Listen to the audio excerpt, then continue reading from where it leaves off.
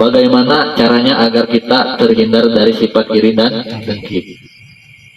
Untuk yang pertama yang harus kita ketahui agar kita terhindar dari sifat iri dan dengki itu, kata Nabi, kan iri dan dengki itu perbuatan hati. Iri dan dengki itu perbuatan hati. Iya.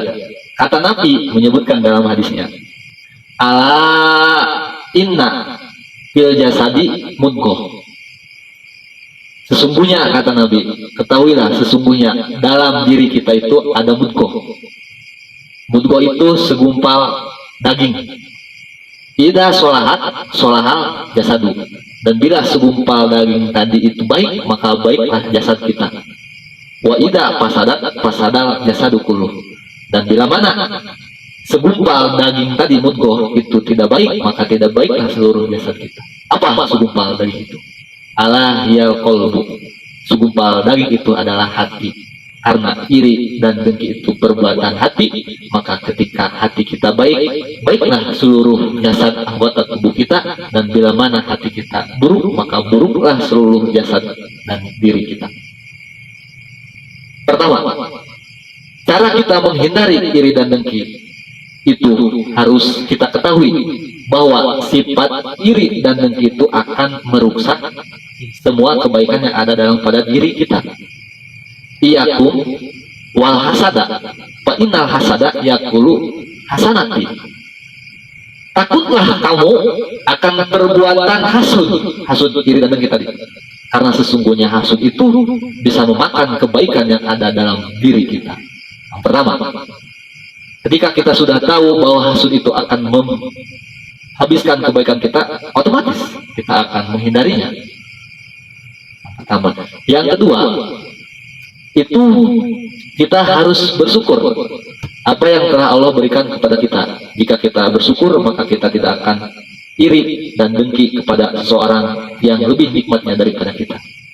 Dan yang ketiga, agar kita terhindar dari sifat iri dan dengki itu harus mempunyai rasa tawadu. Karena kata Nabi, kullu nikmatin maksudun sahibuha ila tawadu. Setiap apa yang kita peroleh, kenikmatan yang kita peroleh, itu akan ada hasud kepada siapa yang memperoleh nikmat itu, kecuali kita tawadu. Maka ketika kita tawadu, insya Allah ketika kita mendapatkan nikmat, maka kita tidak akan ada orang yang hasud kepada diri kita ataupun iri dan dengki itu.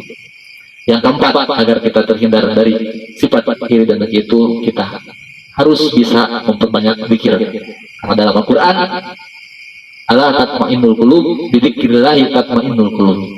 Zikir itu akan menenangkan hati. Zikir, ibadah, dan sebagainya itu termasuk dalam zikir yang keempat. Yang kelima, cara supaya kita agar terhindar dari sifat iri dan dengki itu, kita harus memperbanyak membaca Al-Quran. Karena pandangan orang yang membaca Al-Quran itu, pandangannya akan menjadikan rahmat kepada siapa dia memandang. Ketika seorang membaca Al-Quran tadi itu memandang seseorang, maka dalam pandangannya itu tidak akan ada rasa iri dan dengki. Karena pandangannya itu selalu dihiasi oleh pandangan Al-Quran. Matanya, hatinya selalu dibarengi dengan Al-Quran. Dan yang keenam, yang terakhir, agar kita terhindar dari sifat iri dan dengki, perbanyaklah kita berkumpul dengan orang-orang yang soleh, yang mendekatkan diri kepada Allah. Kita dekati dia, perkumpulan majlis, entah itu dalam hal keagamaan maupun kebermasyarakatan. Selagi itu baik dan tidak dilarang oleh Subhanahu wa Ta'ala, kita harus berkumpul dengan orang-orang tersebut.